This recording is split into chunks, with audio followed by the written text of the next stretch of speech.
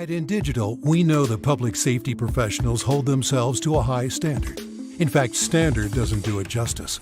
In over 25 years working alongside you, carrying millions of calls over our IP networks, your dedication has inspired us.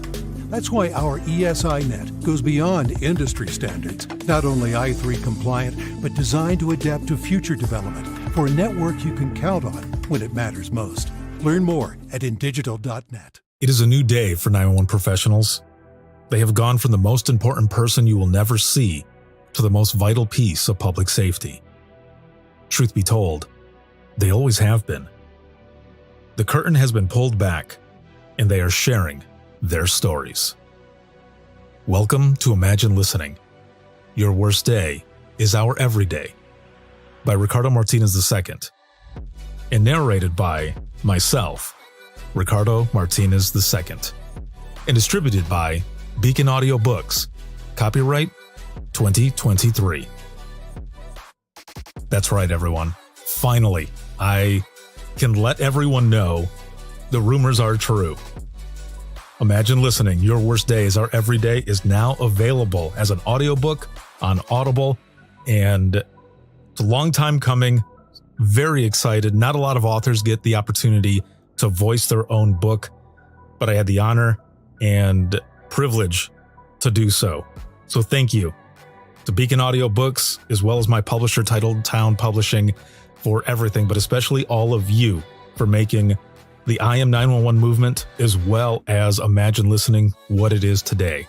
I appreciate you all more than you know. So go ahead, head out, stream it, download it, however you consume your audiobooks. Imagine Listening is now available.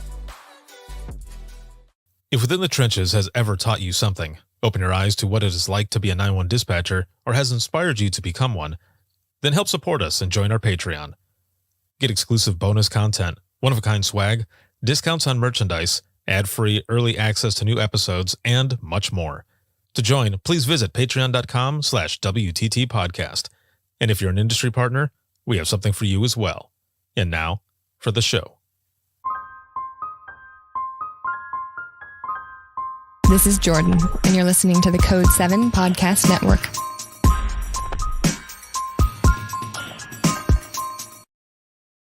Warning. This episode contains the 3 A's of podcasting: adult content, adult language, and awesomeness. You've been warned. Hey, what's going on? This is Ricardo with the Code 7 Podcast Network, and this is going to be episode 525 of Within the Trenches, True Stories from the 911 Dispatchers Who Live Them. This episode is sponsored by InDigital, a leader next-gen core services, and a big shout-out to subscribers of the podcast, whether you are on Patreon, Facebook, or Circle. Thank you for everything, but especially all of you who watch, listen, share, support, all of it. Thank you so very much. This is going to be the second half of the Imagine Listening session that I did out at the Arkansas Conference, but this is going to be the lighter side of dispatch. This is going to be open mic, and you know what that means. This is going to be some of the lighthearted, funny stories of 911. And it's the first episode of the new year of 2024. Oh, shit. Welcome to 2024. 2023 was a great year. There was some shit that happened, you know, as always, with anything in general, shit happens, but you just continue on. You move forward and you evolve. And those that turn their back on you, well, turn your back on them as well. You continue moving forward. It's their loss, not yours. Remember that. So, motto for 2024. So, again, this is the open mic portion of that Imagine Listening session. So, there's going to be a lot of different stories that you hear in this one, and I'm excited for you to hear this, and I hope you enjoy. Without further ado, this is the open mic portion of the Imagine Listening session that was at the Arkansas Conference, and this is episode 525. Enjoy. Dispatch. There is no one over here to cook our lunch. We are waiting for our lunch, and there's no one here to cook our lunch. All right, calm down. Where are you at? The group home. Now, what are you going to do? We'll get some help over there for you, okay? Welcome to Open Mic, where we visit the lighter side of dispatch, because laughing is good medicine.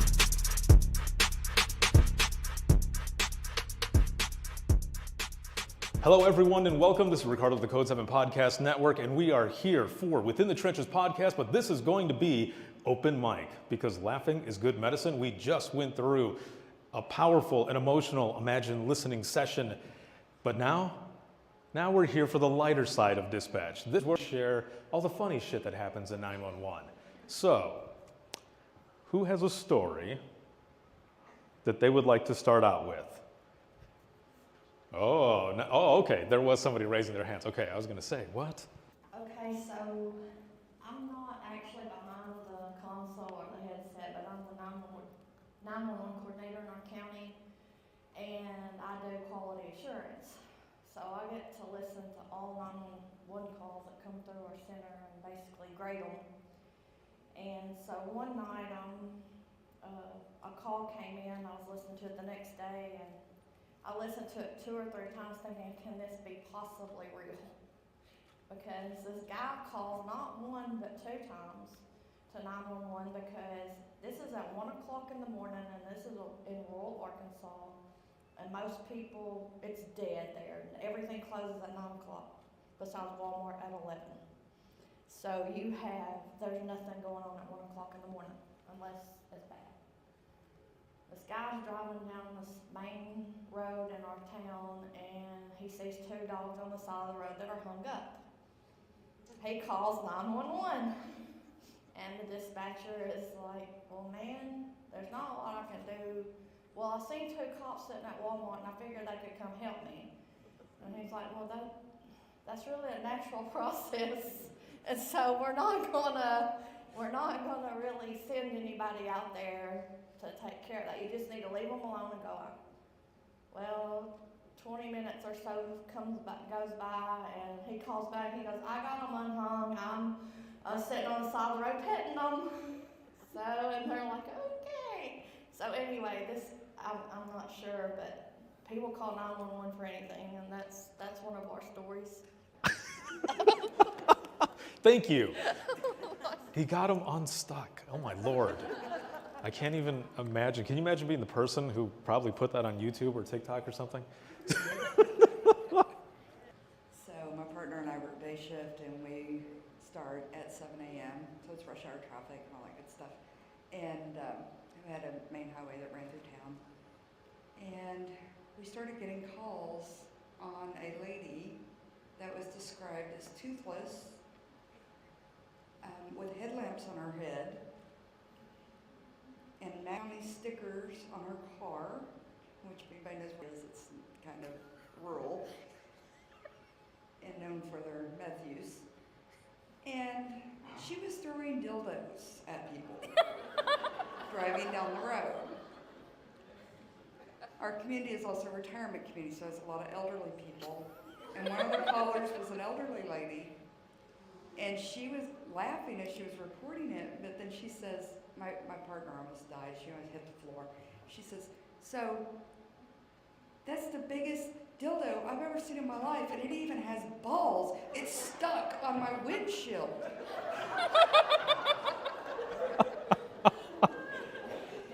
And she had to turn her windshield wipers on to get it off. And I got to dispatch my officers to go look for dildos up and down the highway. We didn't find any. Oh, wow. Okay, so every time I've done this session in different conferences, there's always a first, and that one is one of the firsts. I've done this for 25 years. I've never, ever taken a call like that in my life. Whoa, that's a drive-by donging. That's crazy. That's freaking nuts. Oh, okay. So we've got some over there, and we've got one here as well. I have 2 stories to tell, and I'm telling one of them because I worked with the person that one of the stories happened with. But there was one day, me and this other dispatcher were working, and we had a dispatcher that had just been cut loose, and we heard Hot Springs 911, and all of a sudden, the next phrase out of her mouth said, "You have a what on your porch? A monkey?" Me and the other coworker, our necks just about broke, and you could hear the wind from us turning and looking at her. And this woman was like, "Yes."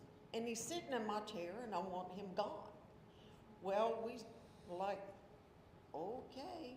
And so I said, we knew that a facility that had animals wasn't that far from our house, and we knew that they had just gotten a baboon.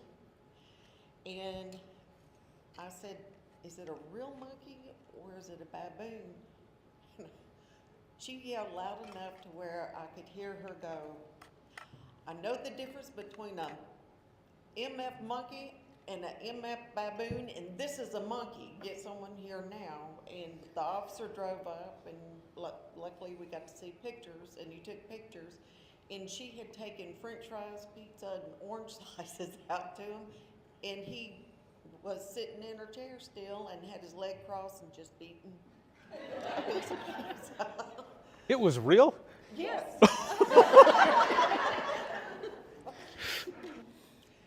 The second story is the other coworker that I was working with had an employee with one of our stores in town call and say that a man needed him to call 911 for him because he needed some help. So as my coworker, he wasn't on the same shift with me at the time, but he was talking to the employee, and he says, "Hey, ask him his name." I promise, without missing a beat, that man said, "D's nuts." Go ahead, sir. So this one happened, I was probably on the job maybe 3 months. So, still kind of clueless, kind of knew what I was doing. The 911 rings, pick it up, Garland County 911. And the guy goes, "I need some help." "Okay, sir, what's going on?" He goes, "Well, I was out in my front yard and I was talking to my neighbor, and I think the drugs kicked in and she's up in my tree." I said, "Excuse me?" He said, "No, you heard me. She's up in my tree."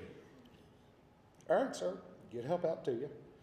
Dispatch the officer out there, and he's still there. He's a lieutenant now. He was a sergeant then. He's an old crusty guy. Y'all know the type. He gets on scene, 107, I'm 97. And about 2 seconds pass, and I can picture him stepping out of his unit and looking up.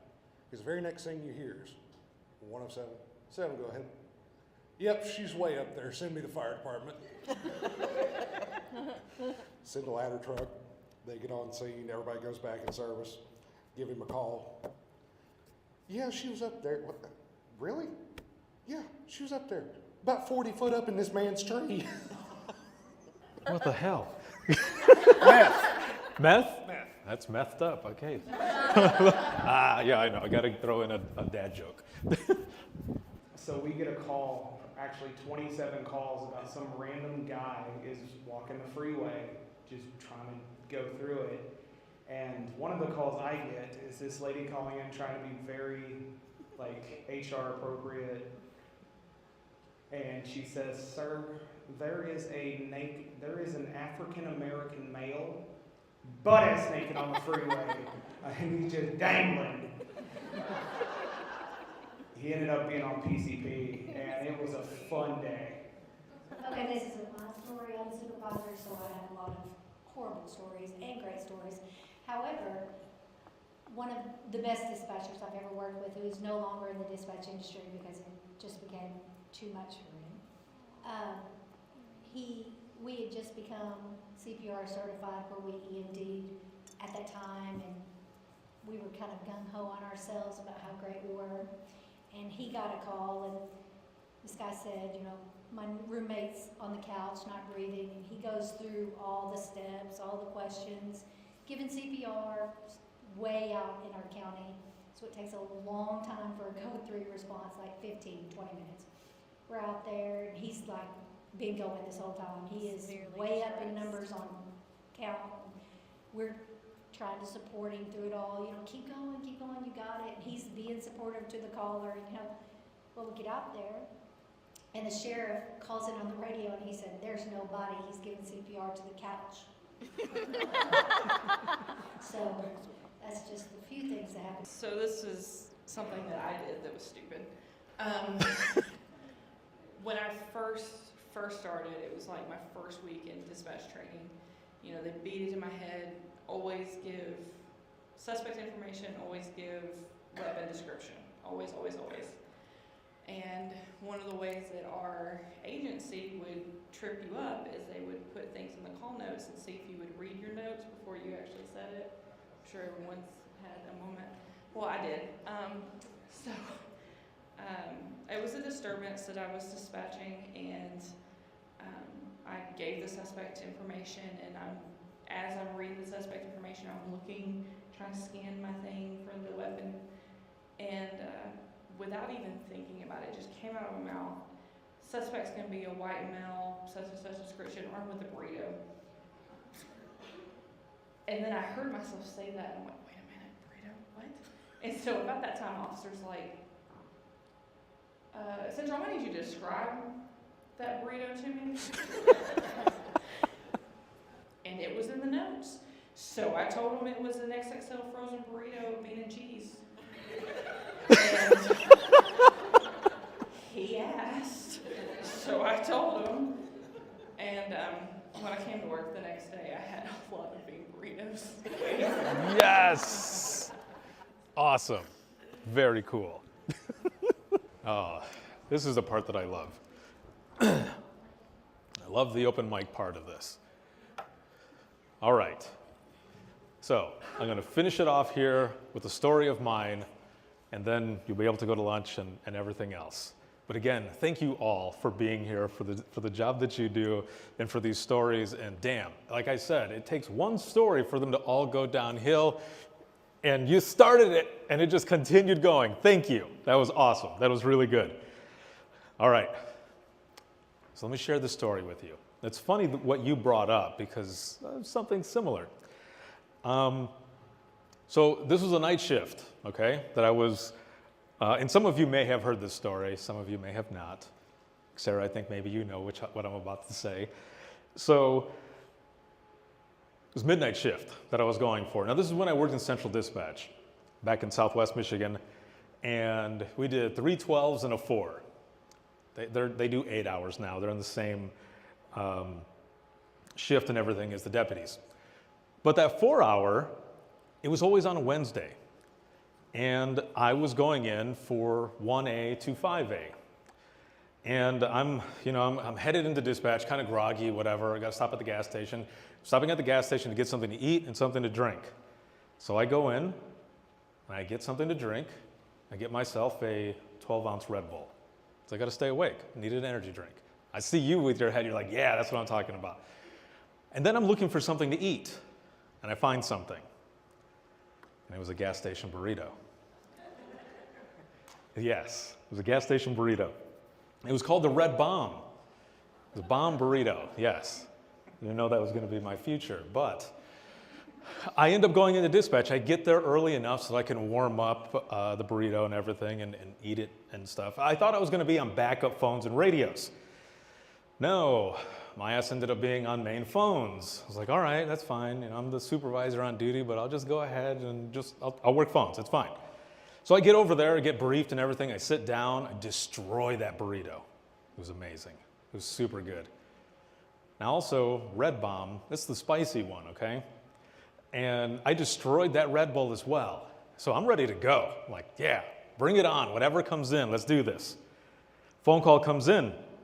And it's, depending on where you're at, it's either BOL or BOLO. It's the same shit, it's the same thing. Be on the lookout, right? So I get this phone call. It's the county south of us. They have someone that they're chasing, and it's gonna be coming into our county soon. So I start typing, right? We're putting it out there. And then I get this weird feeling in my stomach. And I'm thinking, hell no, this is not happening right now. Like, are you serious? I start getting this bubble gut, okay? My stomach is talking to me. And in my head, I'm freaking out. Like, I'm sweating while I'm sitting over there. Now, I'm by myself on that other side, but if anybody was over there at the time, they could probably smell, like through the sweat, like they could probably smell like beef, because that's how bad I was sweating. It was horrible. And I'd already sent my coworkers messages saying, if I have to get up and run down the hall, take over the call. Because I don't know about your dispatch centers, but the dispatch center that I was in at the time, there's a bathroom inside the center, right? And I wasn't about to drop heat there with my coworkers. No. And right, yes. And there's a bathroom down the hallway. So I can no longer hold it. I can't take it anymore. So I put them on hold really quick, and I stand up and I say, you guys got to take the call. And I haul ass running fast enough that you can see smoke. Hopefully smoke, not anything else, right? I go over there, do my thing, and I come back and I'm like, okay, I'll take the call back. So I'm sitting there still with them, right? And again, my stomach starts bubbling, and I'm like, why? Why is this happening right now? Well, obviously I know why, because I ate a gas station burrito and I had an energy drink. So it happens again. Now, sequels. Sequels are the worst, right? Well, in the shit world, it's the same. It's bad. And I don't know if you've ever tried to hold in gas, but it like goes up and turns into like a back fart, and it's not good. So I'm freaking out over there. In my head, as I'm taking the call, in my head, I'm thinking, please stay together. Just stay together. We can do this. And then I'll run down the hall. I put him on hold, and I stand up again, and my buddy stands up at the same time, and he's like, you got to poop, dude? And I was like, it's not a warrant. You don't got to confirm it. But yes, I do. I do. I do have to. So I go running again, do my thing, and I come back, okay? I come back, and no one's on the phone anymore. And I'm like, yes, I made it. It's over. Well, then the phone call comes in. It's the same people. So this person was going into the county and like coming back out, and he kept going back and forth, and all I could think was throw the stop sticks down, take the person out. I'm going through my own shit right now, literally. Take the person out. So now this third time, what I call my trilogy of poo, there's no way that I'm gonna make it down anymore. And I put them on hold, and I said, I'm not gonna make it, I'm gonna go right here. And they're like, what? I said, no, not right here. Not right here where I'm at. I'm gonna use this bathroom that's right here. And they're laughing, and I'm not happy. So I go into the bathroom, right? I turn on the fan, I turn on the water, anything to mask the hell I'm about to go into. Because if you've ever watched Dumb and Dumber, you know exactly what was going to happen. I was going to be in there screaming for my life. So I do my thing and I come out. My coworkers are laughing. Now again, I said I was a supervisor on duty, and I told them, I was like, go ahead, continue laughing. I'm going to turn the heat up so that you can smell it. Which I didn't. So years later, I'm out of dispatch. I'm with my family. We're going to Washington State for vacation. We stop in Montana, okay? We're in the gas station, and I'm just minding my own business, walking through, and I get this weird yet familiar twitch. I was like, what the hell? And I turn around, and I swear, there's a cooler with Red Bomb burritos next to a display of Red Bull, and all I could think was, screw you, Montana. That's my story.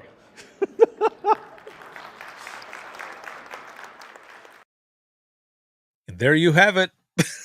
Episode 525 of Within the Trenches.